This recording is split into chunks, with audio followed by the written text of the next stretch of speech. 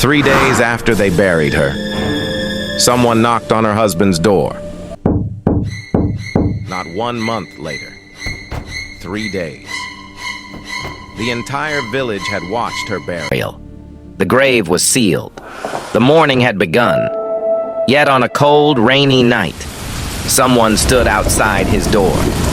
And when he opened it, his world changed forever. Kelechi never imagined life without Ada. For many years they shared everything.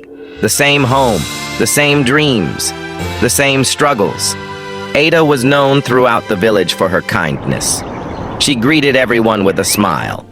She helped neighbors whenever she could. And wherever she went, warmth followed.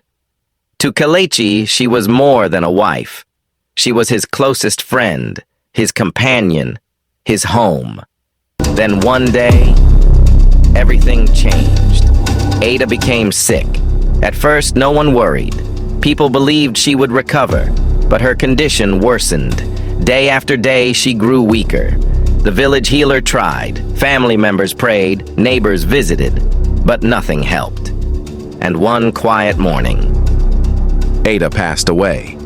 The news spread quickly through the village, and grief followed. The entire village attended her burial. Men carried the coffin, women cried softly, children watched in silence. Kelechi stood beside the grave, unable to speak. He felt as if the world had suddenly become empty. When the burial ended, people slowly returned home. But Kelechi remained, staring at the fresh mound of earth, trying to understand how someone could be here one day and gone the next. The following days were difficult. The house felt different, too quiet, too still. Every corner reminded him of Ada, her cooking pot, her favorite chair, the basket she always carried. At night, he could not sleep. During the day, he barely ate. Grief followed him everywhere. Then came the third night, the night everything changed. Rain tapped gently against the roof. A small lantern flickered inside the house. Kelechi sat alone in silence. Then suddenly, knock, knock, knock. He looked toward the door. His heart began racing. Nobody visited this late, especially not during a storm. For a moment, he ignored it. Then the knocking came again, slow, gentle, almost familiar. Kelechi stood carefully. The room felt colder. He moved toward the door. The knocking stopped. Then a voice spoke from outside. "Kelechi!" He froze. Every muscle in his body became stiff, because he knew that voice. It was impossible, yet unmistakable.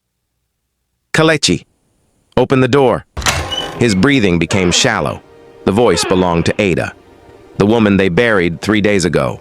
Slowly, Kelechi opened the door. Rain fell softly outside, and there she stood. Ada. Her face looked the same. Her eyes looked the same. Even her smile was the same. She looked at him calmly, as if nothing unusual had happened, as if she had simply returned from a short journey.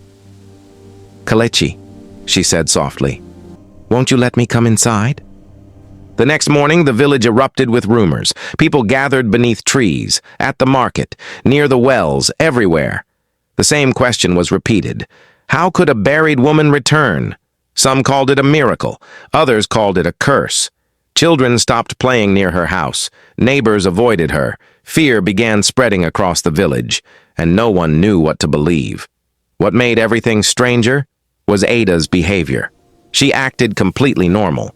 She swept the compound, cooked meals, fetched water, smiled politely. She behaved exactly as she had before her death. Yet people could not shake the feeling that something was wrong. Very wrong. And Kelechi felt it too. One evening, Ada sat beside Kelechi. The setting sun painted the sky orange. Suddenly, she smiled. "Do you remember the first day we met?" Kelechi looked at her. "You dropped your basket because you were staring at me." His eyes widened. Nobody knew that story. Nobody. Yet she continued.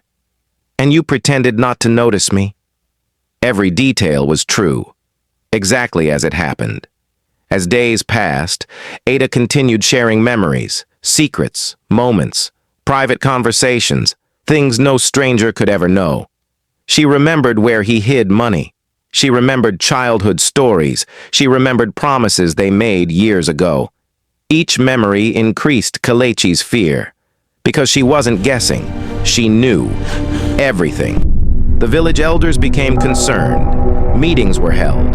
Questions were asked. Some believed Ada was a spirit. Others believed she had returned for a purpose. No matter the explanation, everyone agreed on one thing. Something beyond ordinary understanding was happening. And the answers seemed connected to Kelechi. The truth was, Kelechi carried regrets. Many regrets. Before Ada became sick, their relationship had changed. Stress had filled their lives. Arguments became common. Small disagreements became larger. Many times Ada tried to talk. Many times he said, later. He remembered moments he ignored, moments he could never recover. The last conversation they shared was painful. Words spoken in frustration, words spoken carelessly, words he wished he could take back. He never apologized. He never told her how much she meant to him. And now, he feared he never would. One night, Kelechi finally asked, "Why did you come back?" Ada looked at him quietly. For a long moment, she said nothing. Then she answered, "You think your pain comes from losing me?" She paused. "But your pain comes from everything left unsaid." The words struck him deeply, because he knew they were true. Years of emotion suddenly surfaced. Regret, love, guilt, sorrow. Kelechi broke down in tears. Not quiet tears, not hidden tears, the kind that come from the deepest part of the heart. "I'm sorry," he whispered. Then again, and again. "I'm sorry." Ada simply smiled. The next morning, Kelechi woke up alone. The room was silent. Ada was gone. No footprints, no sound, no sign she had ever been there. Except for one thing, a folded piece of cloth beside his sleeping mat. Inside was a simple message. Love people while they can still hear you. Never wait until lost before showing love, gratitude, and appreciation to the people who matter most.